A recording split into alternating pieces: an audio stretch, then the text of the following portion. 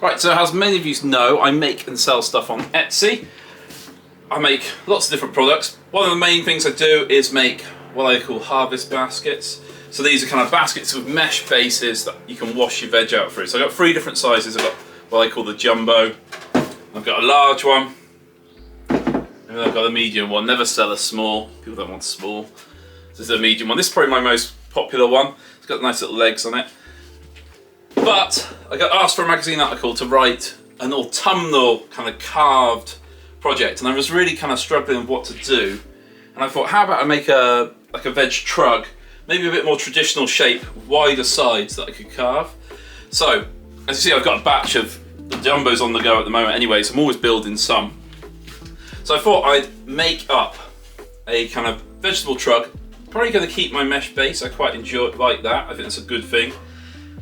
But just a different shape. So I'm going to design one now, and I might have a hooped handle. I did one the other day for someone, and I did that out of ash and bent that really easily with just some boiling water. So I'm thinking about maybe doing an ash handle there as well. Might work really well. So I'm going to put these baskets away, move that to one side, and I'm going to make one of these without any carving that I want to make, just so I can see that I've got enough space. And then I'm going to make one with a different type of wood, maybe tulip, nice and light and easy to carve, with some nice carvings on the side. That's my thinking. So we'll make one as a prototype, we'll adjust it, and then we'll make another. Let's go! Yes, there's a few constraints when you're building something like this. So one is the materials I've got. So I'm going to use some of these reclaimed boards. So that'll limit my height. The other one is postage. So I make and sell and print a post. Need to make sure it's within a medium parcel for Royal Mail, which is, I think, goes 610mm long, 460 wide, 460 high, which I'm going to be nowhere near. Well, that's the handle. But I've also got these boxes, which I use for my other baskets, and it'd be nice to keep within the confines of that, if I can alter them. So that could be 300 by 500, which would work nicely.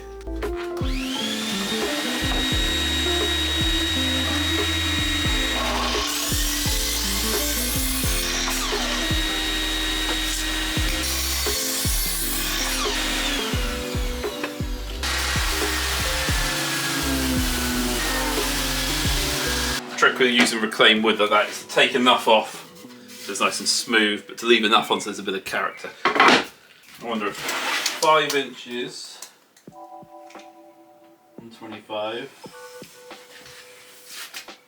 What does that leave me?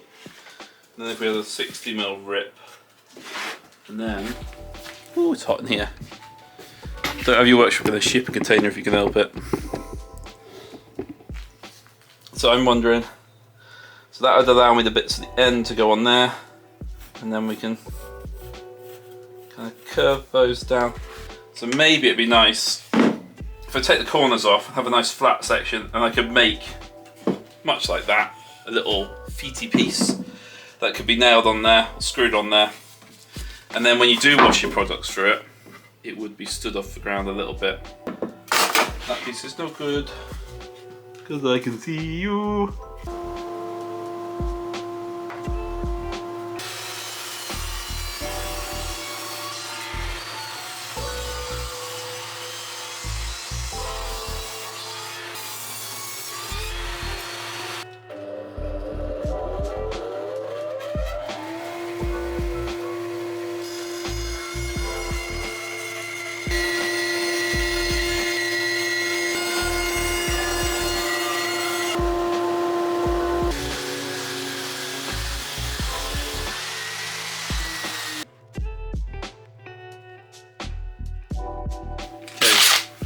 Few pilot holes.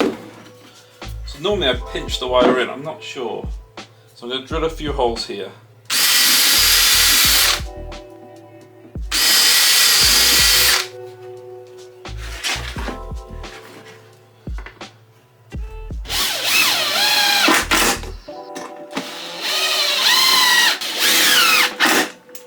So I could do it like a Mini. Was it the Mini or the... So was it Range Rover that used the same door handles as the Mini? It was easier when designing new ones, so that's the feet of one of these baskets, but I think it's actually too big for what I've drawn, if I could adjust. For future, might make it a little bit too high, I don't know. See what you think. I kind of like it. When that's meshed, veg will be off the ground. Be great for drying stuff. We have a hoopy handle there now. That'd be nice too. Okay, let's go for a hoopy handle for now. So I'm gonna make a little former just out of a piece of pine. I'm gonna do just a semicircle. What I want is enough either side there. So if I have enough there, I can clamp either side. Here's my thinking. Oh, that's going to look lovely. Don't you think, dear?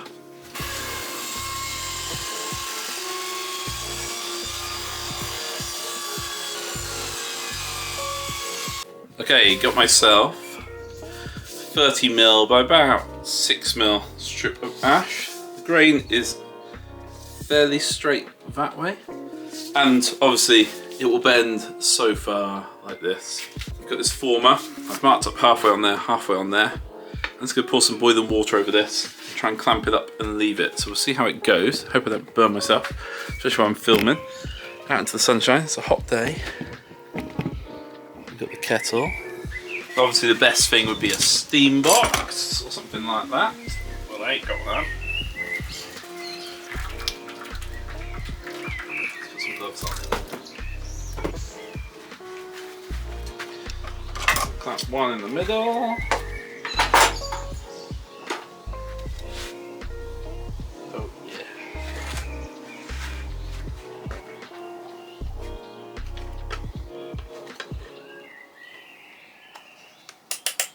There we go. Bent around lovely. Obviously if I take my former off, it's still a little bit sprung. Pop some glue on that. And this is where it can be tricky. Go on, off you pop.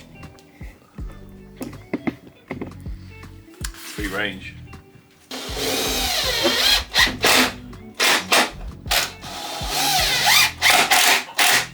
Square up.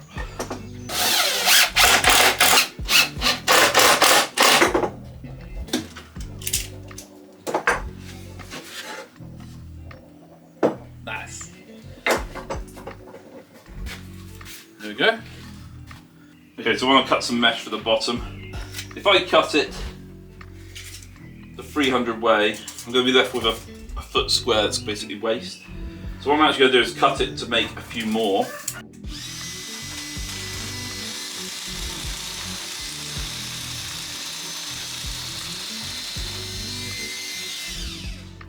Cordless nibbler.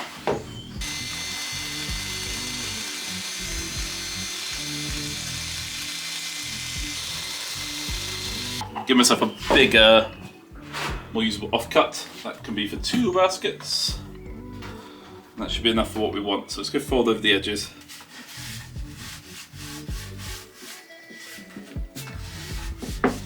I'll just try and get on with this really. So I would normally oil the whole thing, then do the mesh afterwards. I want to get it done. Let's go a little bit by eye.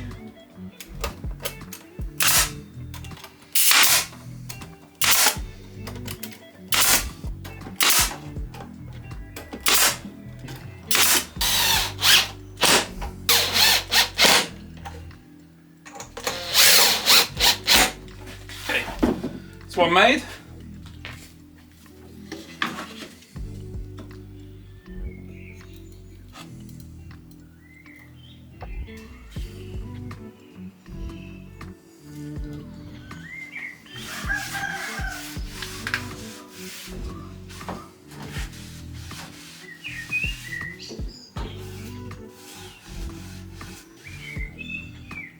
Right, I'm really happy with that as a kind of baskety trug design. Mesh bottom, feet on there, help keep the mesh on, help keep the stuff off the ground. Wash your veg out through it. I think that's a really quite nice design, if I do say so myself. So the next stage, I'm gonna go and machine up some ash, I think, and make the whole thing out of ash. And I'm gonna carve something on the sides. Maybe the word harvest and some vegetables or something, some fruit. See how it goes. Warm in here.